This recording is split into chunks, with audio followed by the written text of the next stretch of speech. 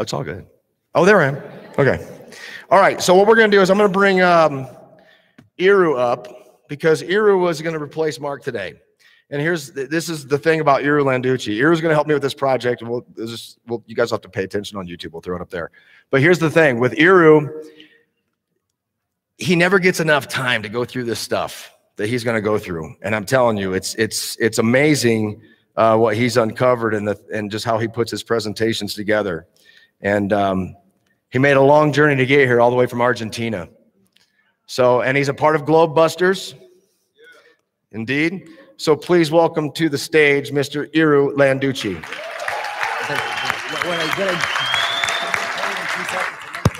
Okay.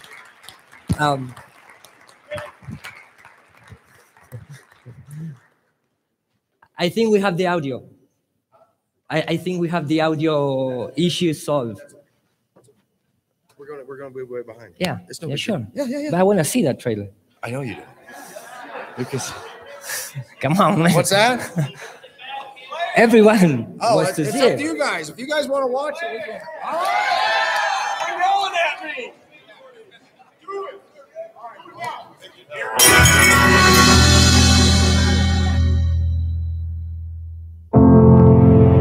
I was always captivated by getting in the air and doing some kind of barrel roll or backflip or something. Since I could remember, I wanted to fly and get out of those fields because the week was itchy on my arms.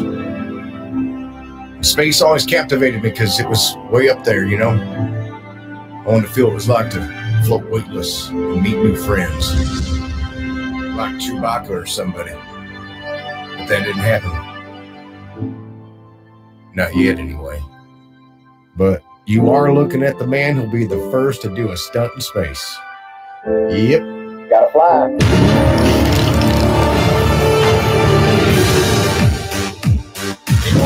Rocket scientist, we'll roll ready. Go ahead and try and catch up with Neil deGrasse Tyson. I hope you're ready for this, Chief. So we mastered flying, blowing ourselves up. And with a little help, we're going to do both. In a car, on a rocket. Going to space soon. And the training, well, he ain't going anywhere. Redo. Space Force! Oh, man, look at that. The explosions that do happen in space are nuclear. Right, so that's a whole other thing. And I don't want to mess with that. You don't want to mess with that. No, I'll be all right. I blow myself up all the time. You know, it's one thing to be the king of the world. It's another thing to find out the world may not be what you were told it is. Have you ever heard that space is fate? The what? Wait, something's going on here. What happened? They are going to kill you.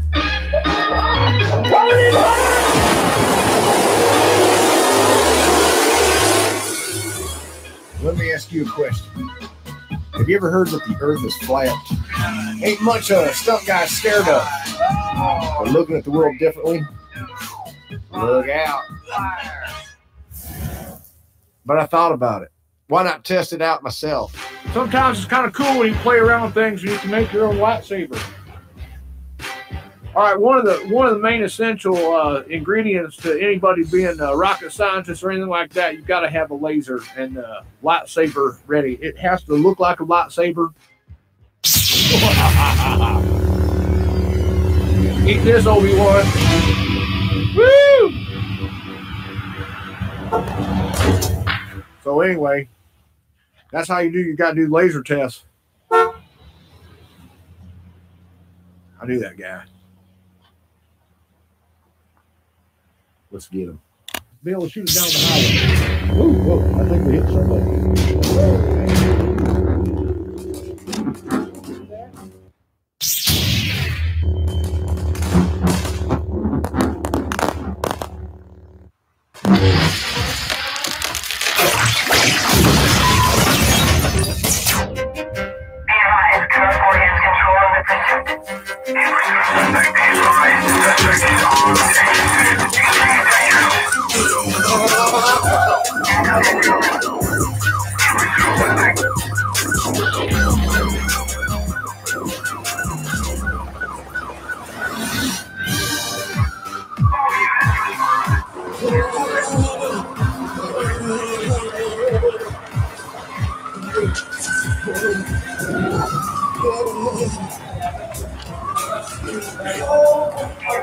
Iru Landucci. Hey man, I'm doing a laser test and it went bad, really bad. Oh, and the cops are after me. Oh, no, don't worry. I take care of it. Huh? Yeah, come on. Hi. What are you doing? Hi, you want to choose? I'm behind the tree. Come on. I'm behind the tree. Let me show All right, hold on. Okay, man. Yeah. What are you doing? Okay, stay flat. I'm down, I'm staying flat. Flat and I'm quiet. down, Flat flat. and I take care I'm of it. being, the cops are right behind me. You see the guy like a coat? They had like a baseball bat, like a blue laser. You see which way he went? Yeah, I heard before. I believe, I don't know, but I believe he's around the corner. He went that way? All right, man. Hey, thanks. Is he gone? Yeah. Okay. All right. Let's get out of here. Hold on. Hold this. Oh, man. Yeah, I follow you. How you do that, man? Oh, God. Okay.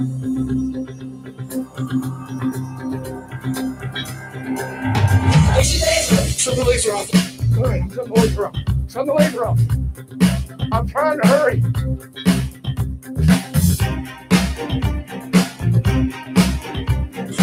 Where are we going, man? Go. Where are we going? I don't know, man. You are the guy. I'm there after me, not you.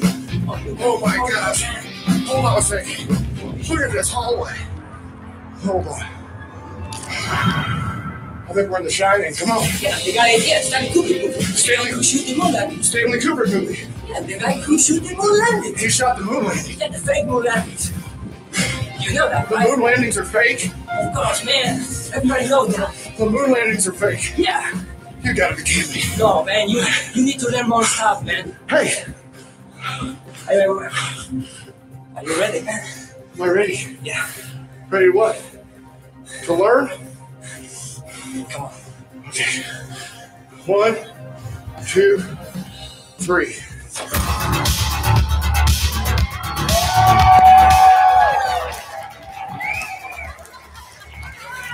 Wait. Hey. You good? Yeah. Good. I can speak, man. Get that on video. So, Oh man, that was chilly. you still believe The moon landing is fake. Prove it. Okay, I'm gonna, you know what? Forget about the math and that kind of thing. I'm gonna just show you a little clip, and I hope that is enough. I mean, this is like a comedy movie. It's not even. You talking about us or this? What is the audio of this? Okay. What is the audio, guys? What? We still have trouble with Who the hell are audio. you talking to? Man, I have a direct connection with, the Voices. creator. Voices in your head. Yeah, with voices in my head. Do you look that? I mean, what happened with this guy? Well, first, It's like, first, okay. What I will say, just for looking at this right here, Yeah. I can tell you. What? Hold on a second. Now explain that. Give me No, your mic. explain that to me. That right there is proof that dust will fall faster than an astronaut's boots. And that? The what dust about- is falling faster than his No, boots. but the guy is falling a little strange, do you know? Well, yeah, he looks like he's doing something to the moon. Yeah. What? Watch. Watch that. What happened there? It's a dancer. Well, it looks like there's a fishing line holding these guys up. Look at that man. And the backpacks, What? Whoa, hey! Come on. well, the moon can do funny things. A lot of funny things, right? So when people were watching this in the 60s and the 70s, They still laughing at that time. was pot legal in Colorado then? I'm not from here, so I can tell you. Man. Probably should have been. Don't notice my accent. It's like an Argentinian accent. Yeah. Te puedo hablar en español si Is quieres. that what that is? Sí, Argentina? claro. I thought it was Fez. We have a lot of Spanish people right Yes. here. See? Yeah. Te quieres felicitar tanto por tu belleza como por tu talento. Perfecto. You know what I said? You guys know what I said? Me neither. Made it up. Me either, man. Your Made it Spanish is worse than my Yeah, English. yeah. Well, the bottom line is this. Just so y'all know, Iru is going to be working on a movie with me.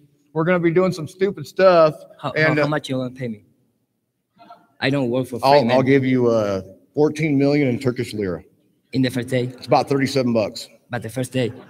First day. Okay, perfect. First day. With a free cheeseburger. So, I don't know if you want to see a little more, for example. I would like to see this. Do you like this ship? Look at that technology, man. It's incredible. You can go to the space with that, man, and blow yourself up, you know, in the vacuum. Maybe you will implode, no, not explode. I don't know what happened there. It's got to have 4 wheels for Guinness. Yeah, look at, you can wash the cloth inside that hole, you know. It's like a. Let me ask you this. Yeah. How do they get, here's my thing. How do they get a rocket that goes up and goes like this every single time? Yeah, because how do they get that up to the moon? No, there is a hole in the earth, so they pass all over, and you know, it's more easy. It's like a donut. Yeah, something like that. Okay, yeah. I get it. All right, so if you can take a rocket and get it up to the moon, right? Yeah. I got my suspect. He's on stage. He's wearing a coat. Hey, you on stage? Yeah, I got a jacket. We're looking for you. I know. No, it's a laser thing. I didn't know him. Your laser thing. I'm gonna tell you right now. I'm with the suspect. Where is it coming? Making contact. Well, I don't know you, man. Hey, I'm coming. Hold on.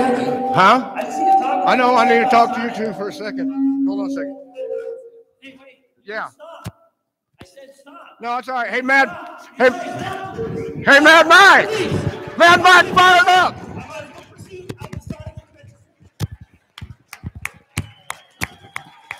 He's still running.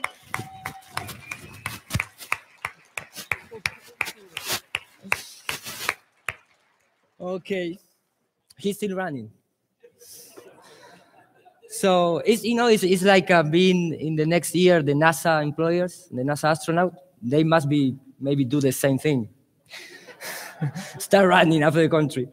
So, well, I'm gonna try to start my presentation after this because it's a little difficult.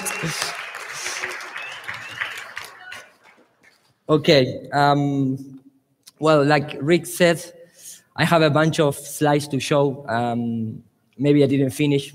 I never finish my presentations. You know, I leave open to see you again in the future, and it's like an infinite presentations every time I made something. So I'm gonna try to get to the end this time, but I know that I'm never gonna do it. So we're gonna start for the people that doesn't know me. I came from Argentina. This is my second time in the United States, so thank you guys for having me here.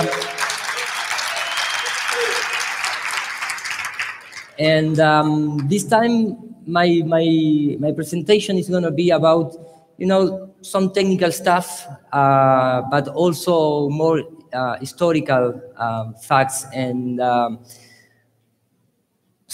you know, symbolics and occultist things. Because for me, understanding the process of the flat Earth is not just, you know, solving math or going to the technical stuff. It's more important understand when it started, who started, and why it started. And a lot of people that reject this topic is because they don't do their own research in the history. Because immediately you're going to find it who is support this, and it's the same elite in power that you know, rule the world today. So it's not difficult to understand who is behind the scenes. So I'm gonna make this kind of you know, mixed situations, and that is for David. Start drinking, man. And I'm prepared because I'm gonna say it a few times. And like I tell you before, I come from Argentina. I have 37 years old. My job is technical director on visual effects. So I come into the flat Earth and the moon landing hoax because my profession allowed me to understand what is going on with that videos. In fact, I do that kind of visual effects. And I have been 13 years from now researching about the New World Order and trying to understand what is happening in the world. As researcher from 4 years, and I have my own radio shows in Argentina. from 4 years from now. And I also study and really recommend the shamanic medicine. That is really important to understand what happened when you have some, kind of thoughts and feelings and how you affect that directly to the body. And it's really important to, to understand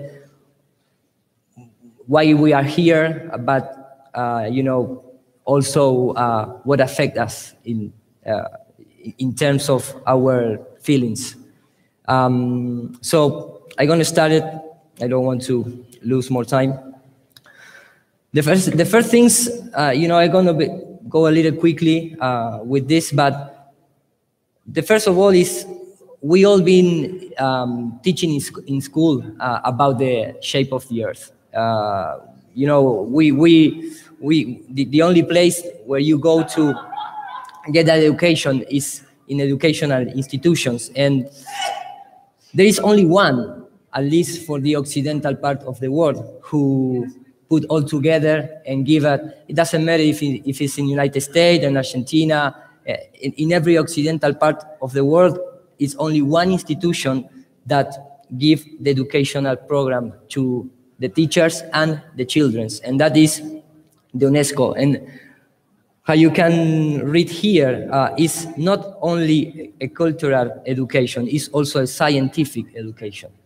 Because this is go beyond elementary school or high school, this is go to universities and also, masterings. So that is why maybe it's not so hard to give one way to the world, in terms of education. So the founders of this institution, or the founder, not the founder, but the first director, and I believe also he participated in the foundation, was Julian Huxley from the Huxley family, which is a guy that he was an eugenicist, and of course he supports the work of Darwin, Charles Darwin. But he also has, a brother at that time, and the brother was the guy who write, A Happy World, The Doors of Perceptions, the script of the Alice in Wonderland, and he was an occultist, an occultist guy with a lot of mysticism, like you can read directly from Wikipedia. So you can imagine the family, in a normal dinner, changing ideas. So what are you gonna teach us in the school and the way? So you can start seeing, the roots of the UNESCO. And regarding to the shape of the earth, this was presented by Robert Bassano, who is a really great guy researching in flat earth. And this is, and in my country, for example, we have the same thing, but here you can see, periodically, they made this kind of statistics, pick up group of children's, in this case, from Greece and from United States, and, start asking questions about, for them, how is the shape of the earth, what happened with the day and night cycles, if this really something like attract the things to the center of the sphere. And of course, the natural response of the child is like you can read here. They don't agree with that. The common sense and the natural feeling of a child is like the earth is flat. The day and night cycle is because the moon and the sun moving around the earth. There is no center that pulling all the things to that center. It's just common sense, nothing like that, nothing more than that. So when you read, for example, both the Greeks and the American children conceptualize that the earth is as flat and stationary, and it was located in the middle of the solar system. That is the first perception. So they create these institutional programs to change that. Of course, the best, when you are a child, you cannot even discuss or understand what is going on. So they they brainwash very quickly. But when you go to the university, they do the same thing. For example, this is a paper from my university in psychology, and immediately you can see the tendency. They teach you the heliocentric theory, the evolution of the species, and the discovery of the unconsciousness. So it's in every step of the life, the brainwash continue, because they need to create this kind of propaganda behavior when, repeat and repeat and repeat. Doesn't matter the age, doesn't matter the culture, the country. The idea must be there that the Earth is a sphere rotating around the sun, because that is the only way they can control the world. So when you start looking into the real professions to study, there is only one in that list that you cannot study. And of course, that is the astronaut profession. You just, for being a pope, for being a 33 Freemason degree, or for being an astronaut, it's just only by selecting with a finger. It doesn't matter what your skills are. It's just, is that how it's work, It's some place of privilege. And we, as a people, we don't have any chance to select. We don't vote for the Pope, we don't vote for an astronaut, we don't vote for no one, even for the director of the ONU, of the UNESCO. So they create this illusion that we live in a free world, where we have the opportunities to select things, but we don't. We just select puppets like politicians and nothing more than that. So when you go to, I'm going to make it this a little faster because I want to get to the point of my presentation, but for me this is important to understand. When you're trying to understand who was the scholars who have the information really in the past, you want to realize that the first guys that have access to real information, to real education, was only the religious people, because the rest of the people, they don't even know how to read or write. They don't have access to book. In the past, you are not going to a library and buy a book or that kind of things. The people just work for the king or for the authorities at that time. So the information always was, kept by these religious people. Then they start to, share a tiny bit with the first, if you want to call, agents for them, which was, creating this kind of hierarchies when you start seeing the alchemist, the Kabbalah, and that kind of hierarchies. The religious people instruct and give some knowledge to this guy, so this guy keep dividing the information, and present to the rest of the world. But until 1950, 1930, at least in my country, the majority of the people, they don't have even access to the school. You always need to pay to have access to education. But that education, it doesn't matter how much you pay. It comes from the same sources, and it has been, divided and putting compartment, Richard? That compartment, and just for us, never reach the top of the real information. So remember that, for example, in terms of religious information, the Vatican, they never opened the library. We're still waiting to the most, nice religion out there sharing the real information with the people. So when you start looking into who is behind the scenes, at least at the first side, you're gonna find always a Jesuit. Always. There is no, you can escape of these guys.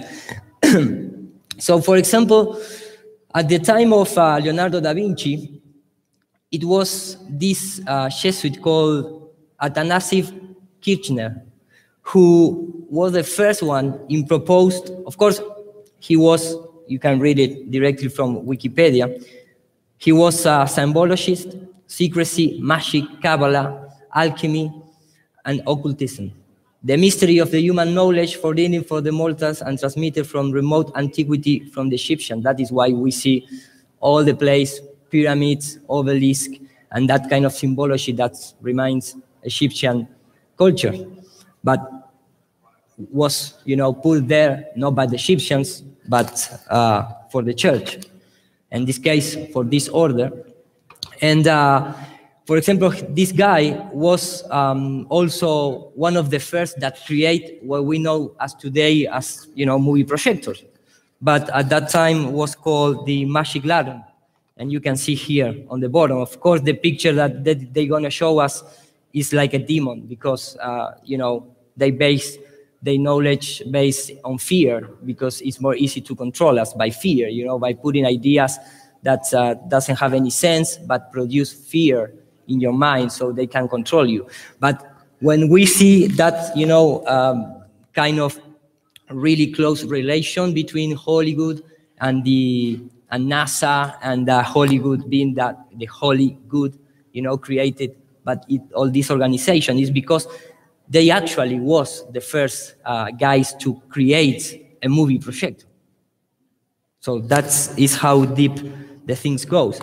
And this guy also, for example, he present one of the first model that the Earth was in a sphere and has a nucleus, burning with fire. And this is the depiction of, this is the modern concept, and this is the old concept. But the first one was presented by this kind of order. It's not by a scientist. They are the scientists at that time. So don't forget that the Vatican has the big library. And after, a couple of centuries, all that information was put together, and they create, the Jesuit also create the Freemasonry. It's simply as that. They create this kind of, they subdivide the things to control more easy. And to the 70s and 18th centuries, where the Freemasonry really start to get important into the society, the first one, the father of the Freemasonry, the modern Freemasonry, was this guy called Elias Ashmole. He was considered the father of the Freemason, and he also worked with astrologers, with alchemists, with mathematicians. He found the Royal Society of London, the Philosophical Society of Oxford. So you can start see this concept, but the real knowledge of this guy was Egyptian and Hermetic, studies. So we back again to the Babylon, to Egyptian culture. And after this guy died, he write a lot of books, trying to, talking about the solar system or the Earth system. Of course, they kept, the real information for the highest ranks in these societies, and for the rest of the fellowships, they just give, not real information.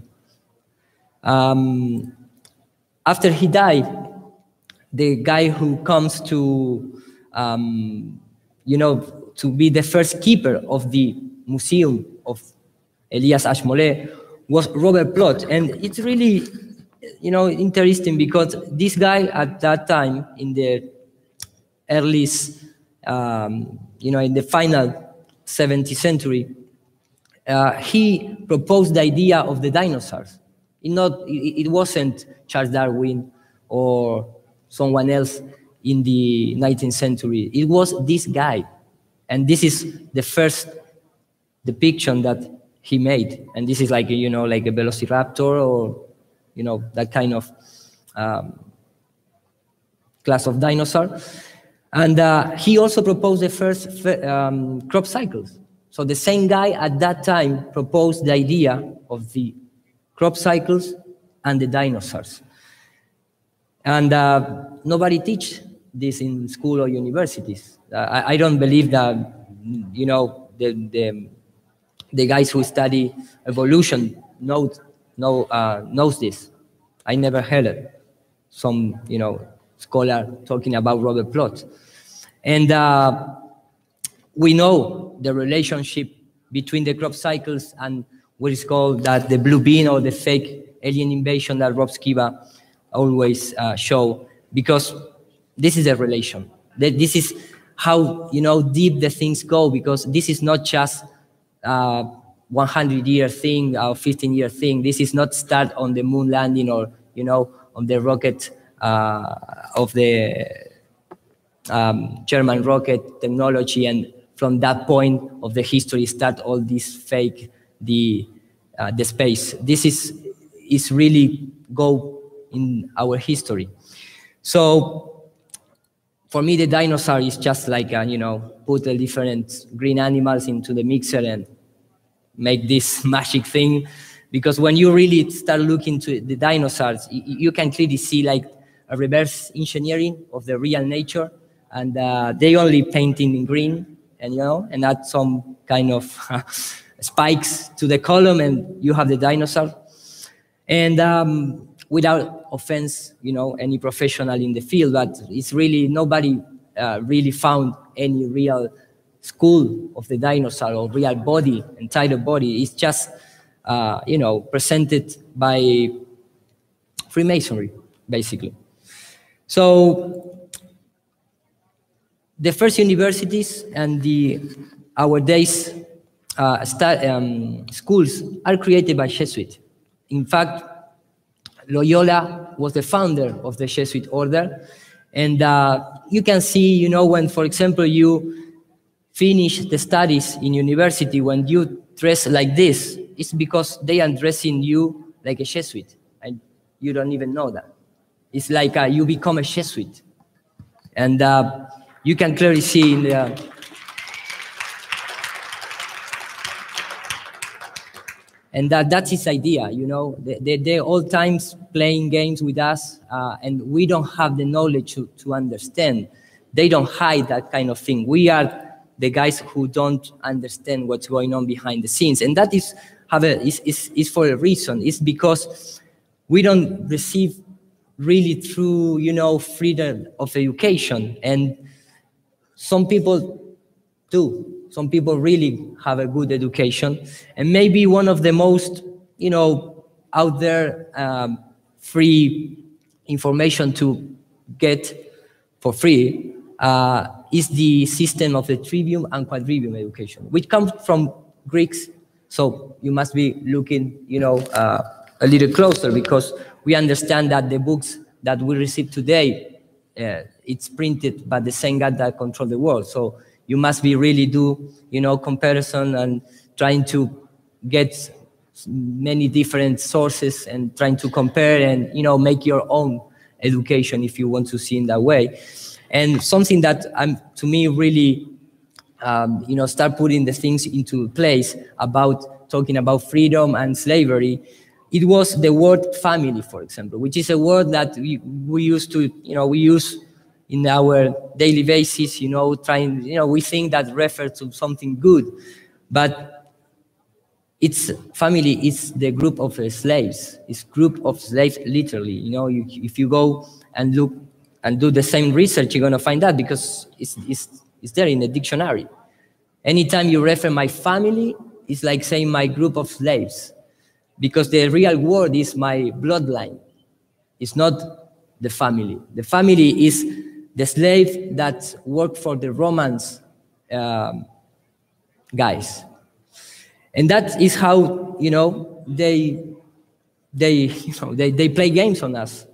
And for understand this kind of thing, you need to go to the roots of the language. And this, you know, is a difficult thing. But you need to do it. It's, you know, it's not easy to break this matrix. So when you start, you know, putting all this together, you're gonna start, you're gonna start to understand the importance of the symbols and numbers that this guy used all the time, you know, for planning, you know, like a false flag, or for planning events that they control and they want to give, you know, some kind of message. They use gematria.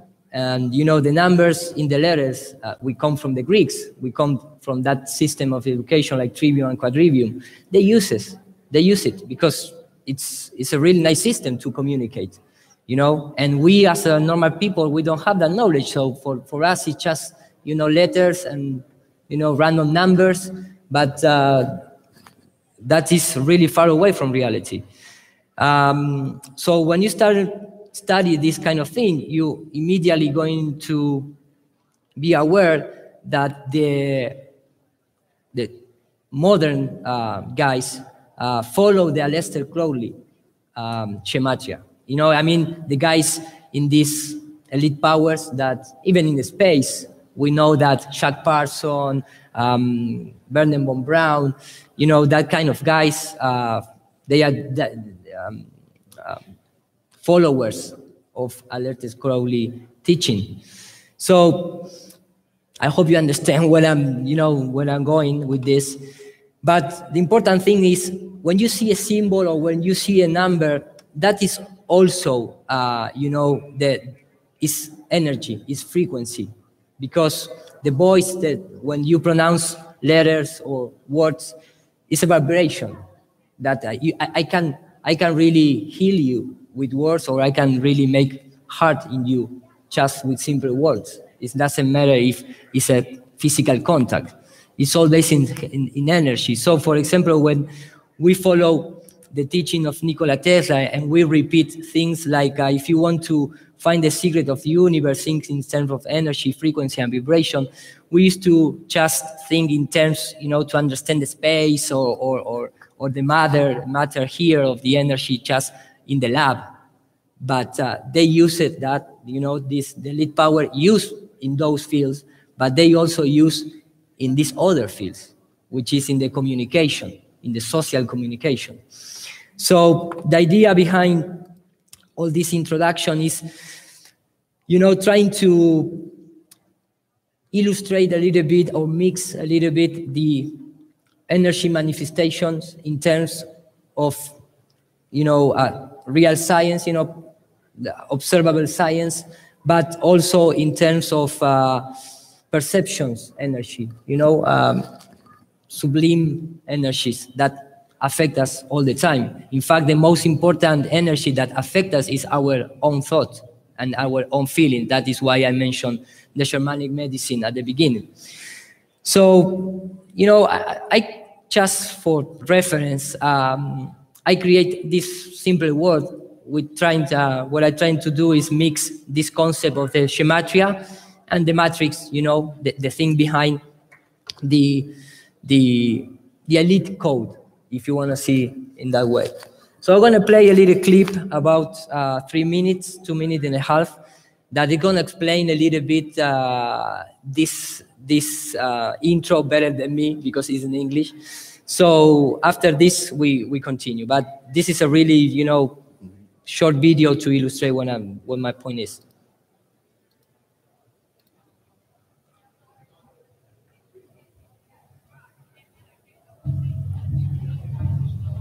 The universe and all matter contained in it is made up of energy. The elite have knowledge which we don't possess regarding physical phenomena such as the significance of ley lines and numerology. Some ancient civilizations also knew things which we do not, such as the knowledge of stargates and the use of certain shapes or performing certain acts or rituals to gain access to a higher state of awareness. This knowledge has been passed down from these ancient civilizations, and the elite have kept it hidden to themselves. The elite enjoy certain knowledge that the spiritual realm not only exists and at all times interpenetrates our world, they also know how to manipulate elements of these spiritual dimensions to make things occur at a given place and time according to their wishes. On the more mundane level, they know how, through the manipulation of words, sounds, and symbols, to change people and the flow of events of the world in which we all move. If magic can be defined as the art and science of causing change in our world to occur in conformity with will, then the forces who know with a certainty that the spiritual realm exists as a part of our ordinary sensory reality have also learned how to bend, shape, and manipulate that reality and the people within it to effect change which will benefit them and create realities in their favor. They do this magic through elaborate rituals, predictive programming, and subliminal manipulation, through films, media, and music. For millennia, they have known the power of the unconscious and superconscious mind. They use them against you because you allow it. Subliminal sound and graphics have a massive impact on your day-to-day life, whether you notice it or not. As we sleepwalk through our daily lives, we rarely question what may be happening in the world of manifestation, the spiritual world, where what is to become real begins to form and take shape before it actually appears in our physical reality. This is magic, and they conduct this magic in plain view. Those with wisdom of such things know that nothing happens by accident, nothing happens by chance, and that there is a design and purpose to everything, whether or not our intellect can perceive it, and that all things are interconnected in both space and time, both from the past through the present to the future. It's not simply the ignorance of the spiritual realm, it's the fact that our feeble, rational mind cannot bear to admit that it does not have all the answers or all the knowledge of all things. Until the time comes when we are able to let go of our arrogance and rational ego and learn to become spiritual warriors for truth, it will continue to have control over our minds. Until we admit that the spiritual world is an eternal part of our normal, waking reality, we will continue to be blinded to the powers and abilities the elite wield against the sleeping masses. So, like you can read here, you know, the world, things and symbols rule the world, not words, no law. So, and no money, if you want to see like that, you know. It's the important thing is that is why they print symbols in money, for example. So when you become aware of this kind of, you know, elite code, you're going to start to see the things different. For example, when you start to compare, you know, ancient concepts with modern concepts, you're going to start to see, for example, in the past, the same religious people that rule the world today, they worship Baal. But at that time, Baal has these depictions, you know, like a bull, Baal, with horns. And this kind of image that we perceive as, you know, bad image because it has horns. It's not a really bad image. The horns refers, for example, to the Fibonacci code, things like that. But they trying to, we get away of that information based on fear. So they create this kind of, you know, bad image to produce fear in us. So we reject that kind of knowledge. So the modern concept of worship Baal is just a ball, you know, and they put it to worship their God again and again and again, just with different, you know, artistic concepts. So, in fact, they're talking about that in the Earth, the Earth, because it's a sphere, it has a radio, and when you know, if you know Spanish or Italian radio, if you just divide Ra, Dio, it's like said the God Ra, which is the sun in the middle. You know, that is why they trying to make us believe that there is like a sun inside the sphere. In fact, for the people that believe that the hollow earth, they believe they have the God Ra in the middle, illuminating, you know, from the inner core. So it's all the time they use the same kind of concept. And that is why they, you know, do this kind of ritual all the time. It doesn't matter what, you know, time in history you look at. For our modern world, we have this kind of ridiculous, you know, ceremonies where they go and touch the ball and they, you know, make this kind of ritual. And, you know, people out there looking this and they believe that this is just simply, you know, protocols and ceremonies without any importance. But when you go to the past, you're going to see the same kind of behavior in the religious institution, because they need to use this concept to rule the world and to, putting us into a symbolic jail. That is why, for example, they draw a sphere with latitude lines and longitude lines. It's like being inside the jail, simply as that. So when you, at least in the Occidental part of the world, when you go to the who is behind, immediately is going to jump two institutions. And one is the Catholic institution, the religious institution that rules the Occidental part of the world, and also the Jewish people, or the Jewish, masters, not the regular Jewish people. And they have both, they have really, similarities that at least can make you doubt about, if they are really or not behind the scene. But they have, if you want to understand the education that we receive today, read the Zion Protocols and the Secret Monitor, which is the equivalent of the Zion Protocols, but for the Jesuit. And that, we all hear about the Zion Protocol, but I don't know how much people hear about the Secret Monitor. I don't know if anyone of you know that or read that book, and it's terrible. It's a strong reading. So you can see all the time where the actual religion is, is a Egyptian Babylon religion. I think you can really find that very easy. They have, their own. They share the same concepts, the same ideas, the same agenda behind what is going on in our world today. And when you start transferring all this information to the science, for example, you're going to see that all the important scientists or characters in the histories, they share the same kind of institution or education, because they all are or Jesuits or Freemasonry, which is like a branch of the Jesuit order. So that is why all the time you see these symbols of the square and compass, the hand, inside the jacket. It's everywhere. It's everywhere. In fact, in our day, we have in the $1 bill. So even they have their own Bible.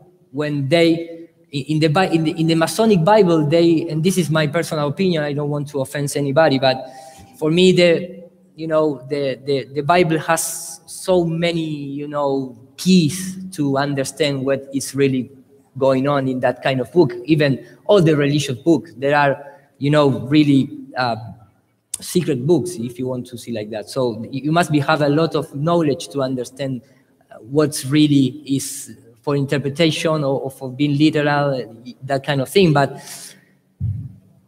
the religious Catholic Church, they take all the concept from the Egyptians. So when they create the characters like Jesus or the apostles or things like that, they are depicted the sun worship.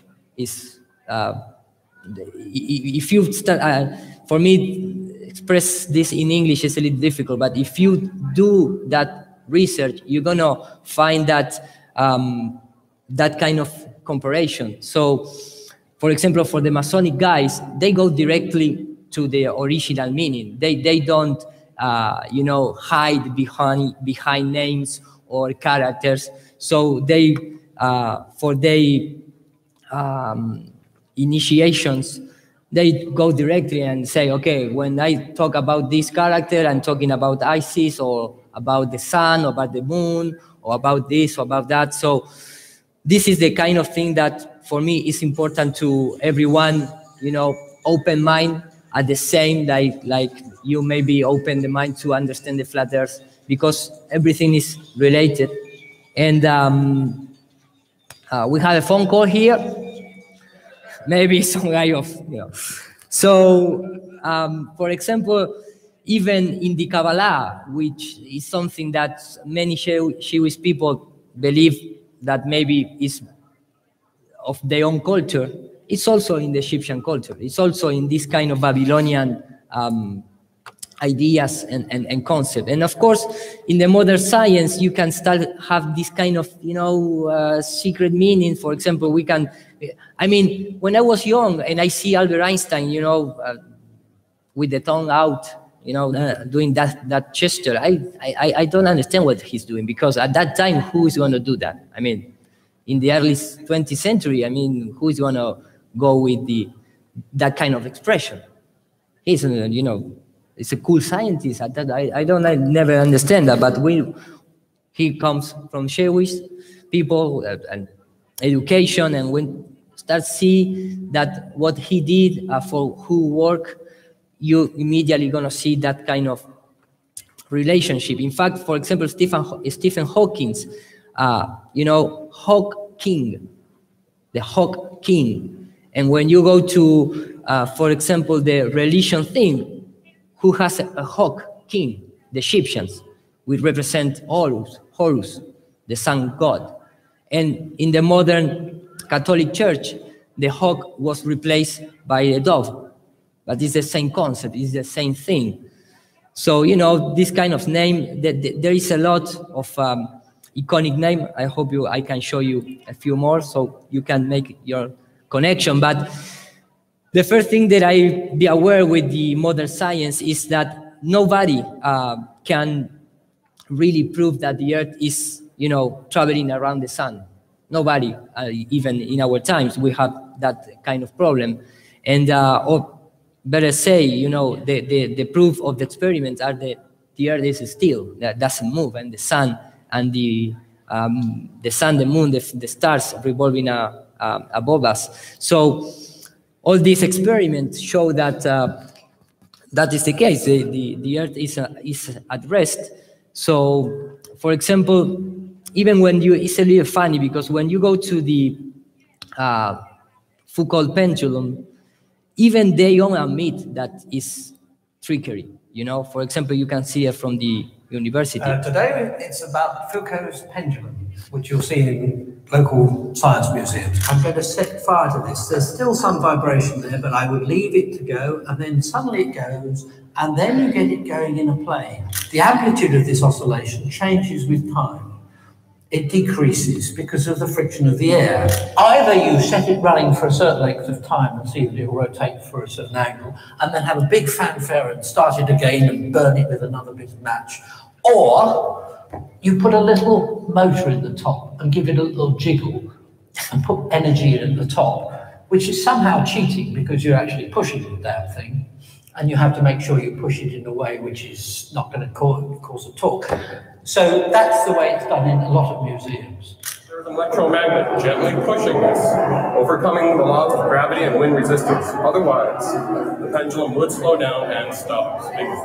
So there's some kind of magnet making that thing move? In the ceiling, there's a T-ring up there. The magnet is helping overcome the force of gravity, keeping this pendulum in motion. Otherwise, it would slow down and stop like the smaller one. So the important thing behind this simply, experiment is that how they are, tricking us. I mean, they don't have, they don't care. I mean, they do this kind of behavior in every aspect of the science. They just, if they need to lie us, it's no problem for them. They make all this kind of, all the time, tiny things to trying to convince you something that they think is true, but this is the way they play the game, So even nobody talks about, for example, the alias problem with the pendulum Foucault pendulum, with this only in the days that we have an eclipse of the sun, the pendulum stop and doesn't rotate anymore, just make a straight line back and forward. And that kind of things in the terms of science is telling us that there is some kind of field interacting with this kind of energy, movement, you know, magnitude, waves, you can call whatever you want, but there is something there. And I'm gonna play this little clip. We know, of course, there is an ether out there, but there was a belief that there was an invisible web of energy that connects everything in the 1800s. And scientists were in a very heated debate, very controversial, as to whether or not this field exists. There was a very famous experiment that was conducted to determine if the field called the ether field actually existed. The very famous Michelson-Morley experiment. In my opinion, it was a good experiment. However, it was poorly interpreted. For over 100 years, our science has been based in a belief that is incorrect. It's incorrect. Now, this is very interesting. 100 years later, 1986, the United States Air Force replicated the Michelson-Morley experiment. They published the results in the very prestigious journal, Nature, the scientific journal, Nature. They repeated the experiment with good equipment, much better equipment. The bottom line is that the field exists. They found that the field is actually there. This is reported in August 1986, the journal Nature, volume 322. They said, the field is there. Now, why don't we know about this?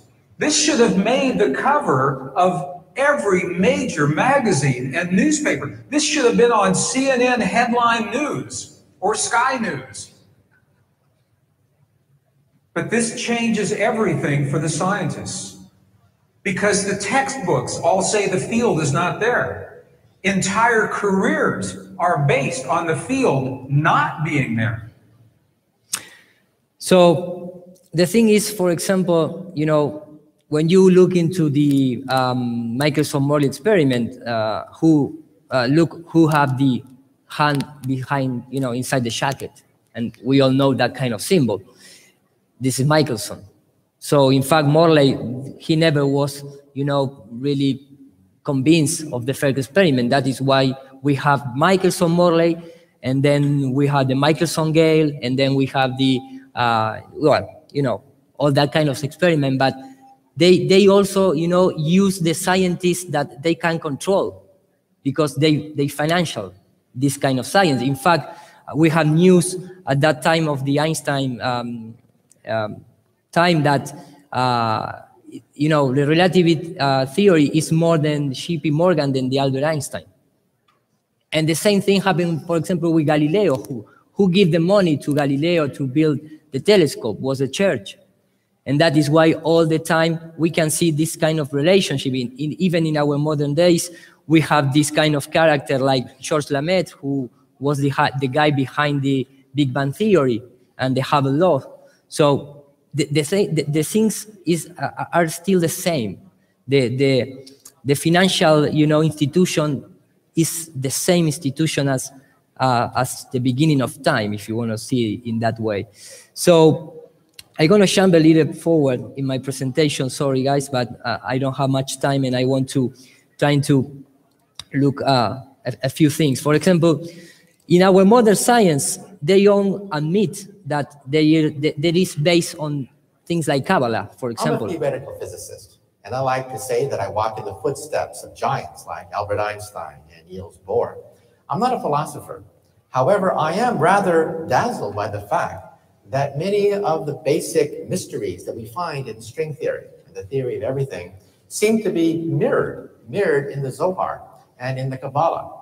As a scholar, the most amazing thing of all is the degree to which modern astrophysics sounds like a Kabbalistic text. When I first made the correlations between Kabbalah and science, I was stunned.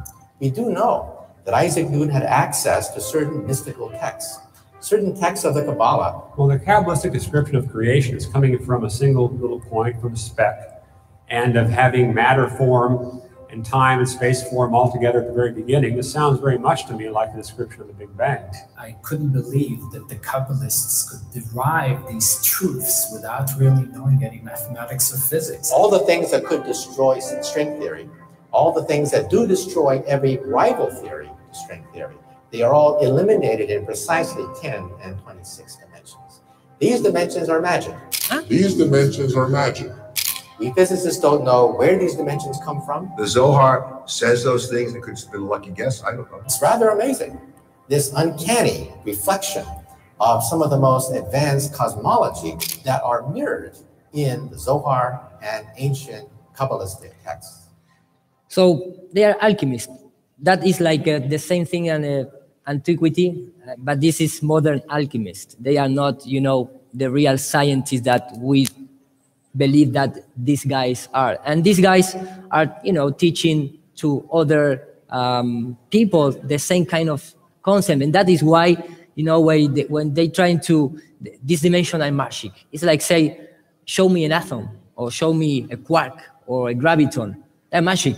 There is no any particle. Show me a particle of the magnetic field.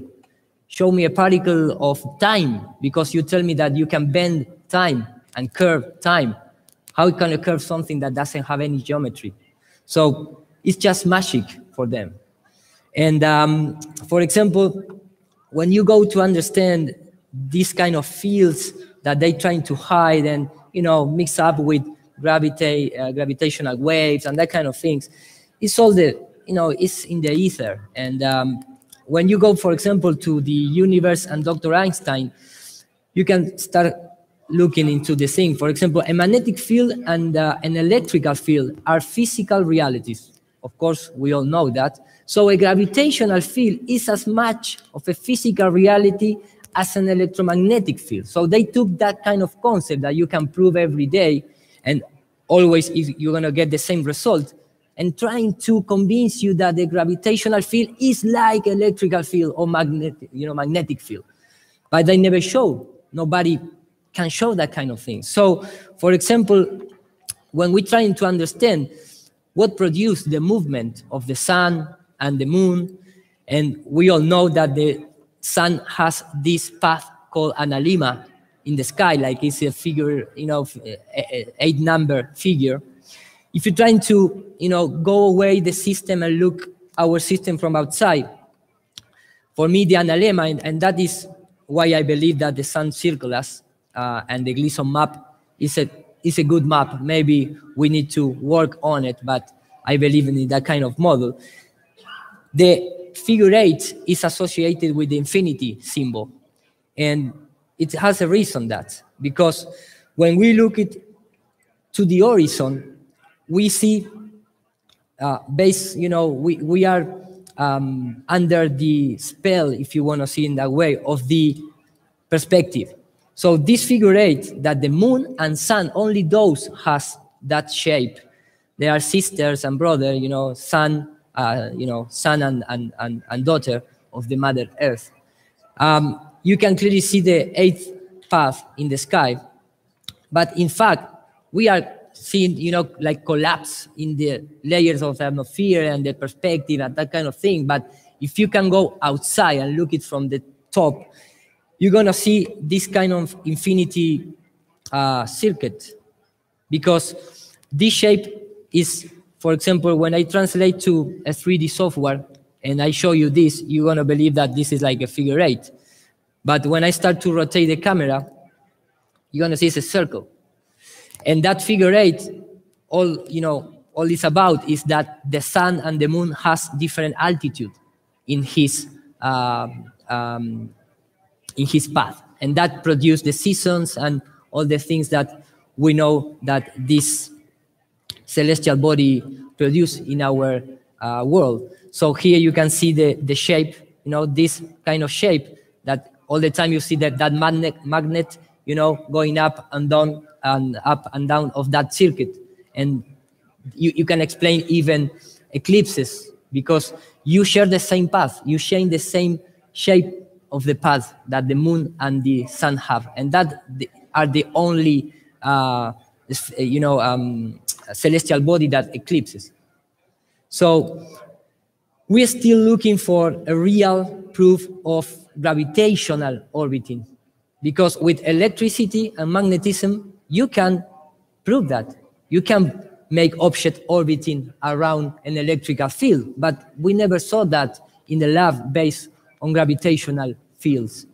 So that is maybe why they're trying to compare this reality and try to, you know, say, look, a gravitational field is like an electrical field. So when you go in terms of, you know, the theory of gravity, you can believe whatever you want, but you must believe that someone figured out the radius of the Earth, you know, the density of the Earth. Someone figured out the weight.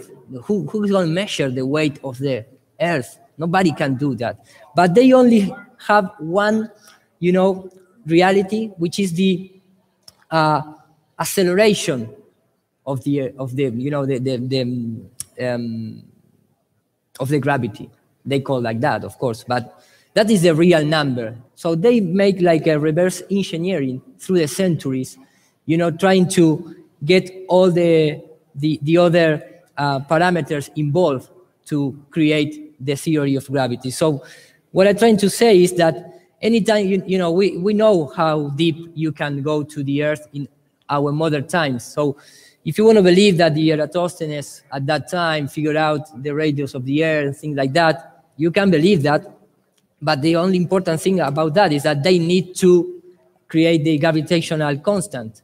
That is why they need that. And because they put this number about the diameter of the Earth in some time in history, in 17th century, they can create, they know how to get out the volume of a sphere.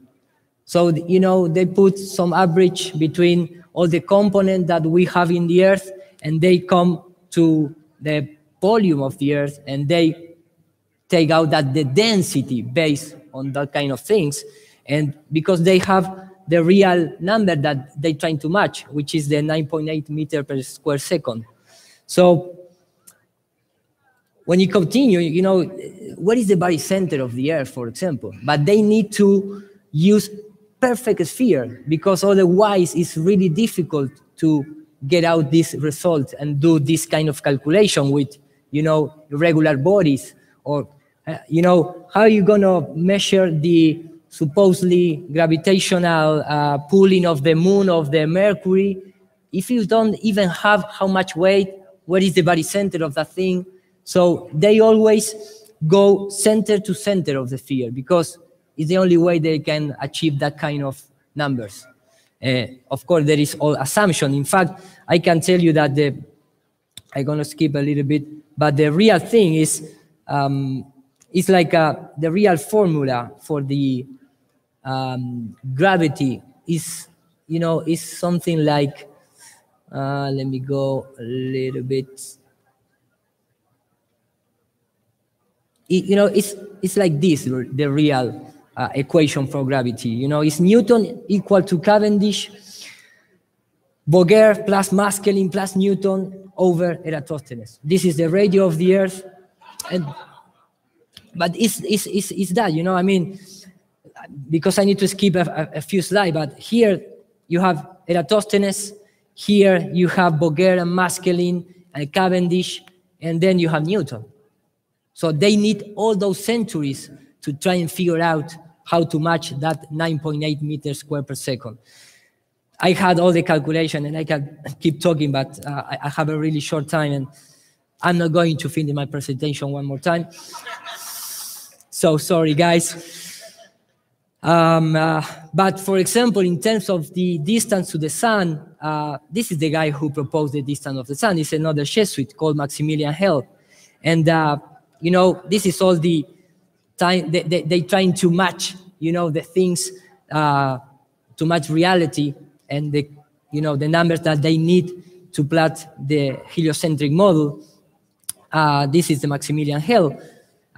Here you can read of the publication of his result was delayed, and some, especially, accused Hell posthumously of falsifying his result again, you know, and this is official history.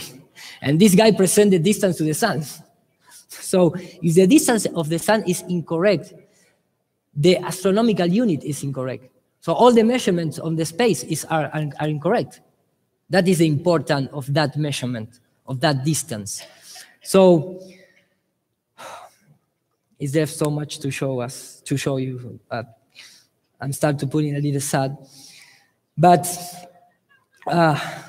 you know, based on, for example, let me just, 4 more minutes, I promise I tell it up, but, you know, talking about the sun, for example, we, you know, in the electrical universe, I believe it has more, you know, nice model to present us than the heliocentric model. And let's hear Don Scott talking about that.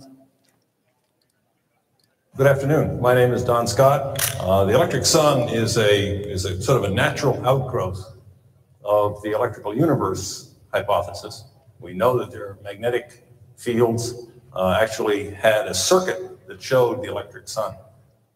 What I'd like to do today is to show some of the problems of the so-called standard model. That word model should be plural, models, because for everything that we see in the sun, there seems to be a new model, or at least another patch on the previous existing model. Problems that I feel, at least, are fatal, absolutely fatal, for the models that are so-called accepted these days. And I would like to then demonstrate how precisely those problems are no problem at all for the electrical sun model. The big problem, the famous problem, is the missing neutrinos. The idea of this heat transport from the core to the surface. There are some oscillations in the sun's size and brightness. And of course, oscillations in the solar wind, as somebody pointed out the other day. If there's a fusion reaction going on in the core, then how can does this reaction, does it have periodicities? That's never been discussed by nuclear physicists. There is actually a temperature minimum in the chromosphere. Where in the world does that come from? If the heat is all generated at the core, the temperature should get lower and lower and lower the further away you get from this thing. All of a sudden you find there's a minimum and then the temperature increases. Totally inexplicable in light of the present standard so-called model or models. The sun actually oscillates in brightness from a few minutes to near an hour. So the thing is pulsating very rapidly. There's no way in this world, in this solar system, that could happen. And the third one is, to me, astounding if you haven't heard about it. That is, there's an expansion and contraction of the sun in the size of the sun. The thing actually bulges and fluctuates in size like a balloon. And the extent of that bulging is 10 kilometers. So for example, 10 kilometers the extension. So what is the size for the standard model of the sun? You're gonna detect 10 kilometers? You know, but this guy is talking more seriously. And when you remember, for example, the FA core presentation about the model of the sun in the computer model, you can really see how this thing breathes and, you know, generate dynamics, vortices, magnetism that move the, you know, the water currents and, you know, give us life in every way or shape or form. So, and that happens in about a period of about 160 minutes. Where did that come from? And how do you explain it from the so-called standard model? They just ignore it. So, you know, these kind of things we must start to get into consideration, because we believe, you know, like in life, we used to think, because they proposed that we need to think, you know, like to be to one point to the other is a straight line, but in nature, it's never a straight line. Nature uses spirals, you know, vortices. That is the way that the nature really behave. And when you start looking, you know, in things like electricity and that kind of thing, we have the model just simply on that. I mean, you don't need gravity models, because with electricity and magnetism, you can produce, you know, attraction, repulsion, you know, buoyancy, levitation. It doesn't matter the material. It doesn't matter if it's plastic or wood or water or iron or metals. It's all the same. You have it there, you know, in our own face. In fact, when you plug a magnet directly to water, you're going to have this repulsion.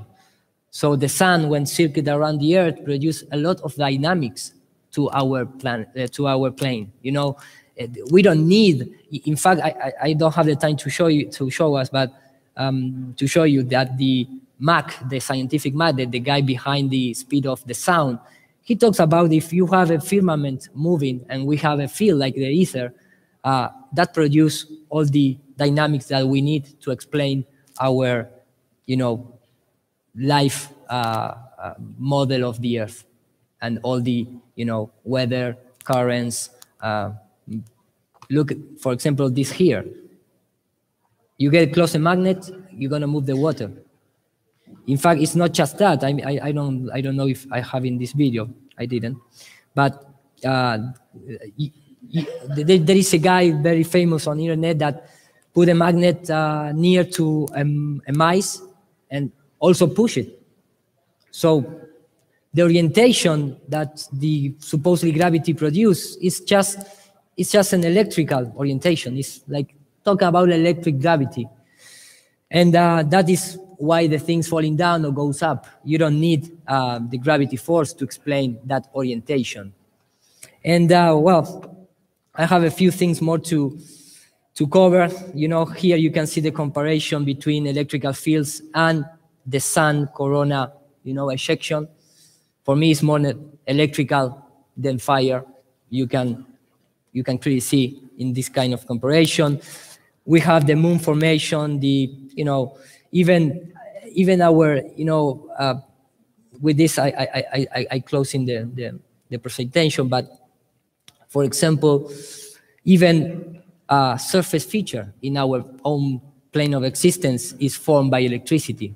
If you go to the Thunderbolt project, you can clearly see that in really profound detail, how you can form, surface detail in our plane of existence. You can clearly see how you can create dunes, mountains, valleys, craters on the moon. There is a lot of craters. There is one or two models of the crater that we see on the moon that the normal science can explain, because it's not formed by an impact. You can have rivers based on electricity. I mean, the path of the river flow. Every little aspect that we see in our, real life model, you can replicate based on electricity. And remember the Greek concept of Zeus. Zeus created the world with a thunder. So maybe our plane of existence was created, by electricity. At least you can replicate these models. And with the standard model, you cannot replicate. And I'm going to finish with this simple video. Please allow me to share this, because you're going to see here a replication of our sun, of our energy models. And all the time, they need to clarify that there is no base in gravity models. It's based on ether models. We are so excited to be here today. So the first time I met Paul, this was many years ago, I walked in and he said, Karen, I created this sun in a jar. I got this star in a jar. I'm like, you're kidding me. He's like, oh yeah, all that stuff you've learned, put it all in the back of your brain because I'm going to show you something awesome. But this is just to show off. This is to show off Paul and some of the really neat ways that elements work and that chemistry works. And so what this really is a oversimplification of what Dragon really is. It's combining a yin and yang energy frequency together, and they both attract. They want what each other has. There's value in that exchange. So contrary to what they teach in science, the universe is actually magnetic and light. It's not gravitational driven. So what this is I'm going to induce an electrical and magnetic field. This outer ball is the male or yang field, And this silver one inside is the yin, or female field. The tabernacle So just like of the sun, males for and females example. like to do, they are going to go at it. So with no further ado, I'm going to now put this over in order to help. So instead of a sun actually being a fusion generator eating its own hydrogen and helium, and over time, you know, it's going to use all of its fuel. It's actually the sun is actually being powered by something else. There's something else. It's powered by something else. What is going on with the sun? And we're going to see that in a few seconds. It's acting on that female field, if you will, that's creating that sun. There's no fusion in the sun. They don't know how the sun works. Eric Dollar. What's it transform? Transforms from some other dimension. It's not burning anything. It doesn't have to. It's a converter. I don't know. Nobody knows. But that's what it does. That's the only thing it can do, because that's how everything works. So the sun is not visible. Not in free space. It's only invisible when gross matter becomes involved, like the Earth's atmosphere and envelope and the surface of the moon or whatever. That makes the light. So that means there's no time delay.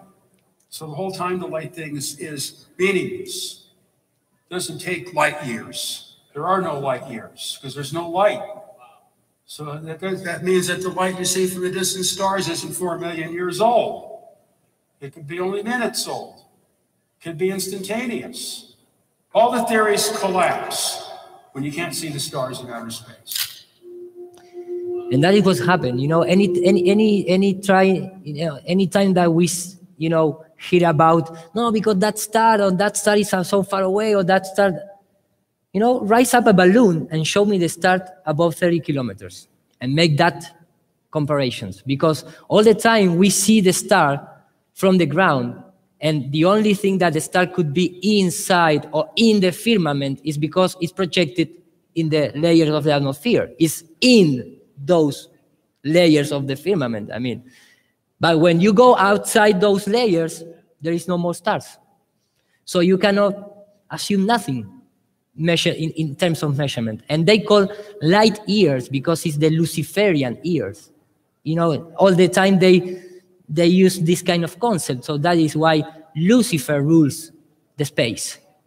And they don't need to prove nothing about that. In fact, look at this picture. This guy that talked in the beginning of the video, what he have in the background of his lab? Egyptian knowledge. Because the Egyptian, I don't believe that there are bad guys, you know. It's just the Jesuits took their knowledge and they use for their own purpose, and they don't share with us because they don't want to, we have access to free energy and, more important, to the spiritual, you know, teachings. Because after all, we're going to go to the same box, you know, after this game. It doesn't matter if you are Jesuit or Jews or, you know, Muslim, whatever. We need to learn how to move in that plane, because that is where we come from and where we're going. And these guys are kept, you know, that in secret.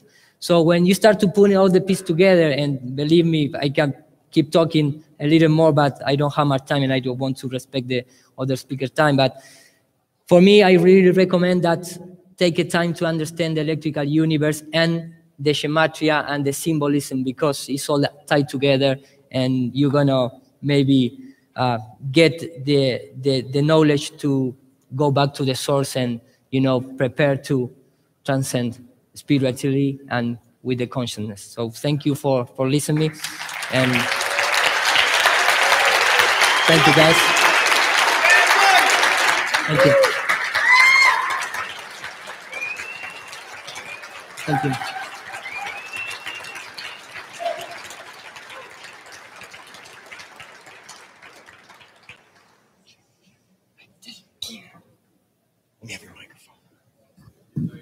Iru Landucci, everybody. You got it taped on it. I have Iru Landucci. Okay. Just staying right there. Okay. We're going to break. We're going to take a 10-minute break, guys, and we're going to get back on track. Jaron Campanella is coming up next. So once we do this break, Jaron's going to be on, then we can break for lunch, and I promise you, we will be back on time. We're almost there anyway. So Iru Landucci, great job, man. Thank you. I hope you understand. I understood. Dude, that was... time. Il 2018 è l'anno in cui il mondo impara. I terrapianisti ovunque sono seri. Ricercate la terra piatta e iscrivetevi alla terra piatta oggi.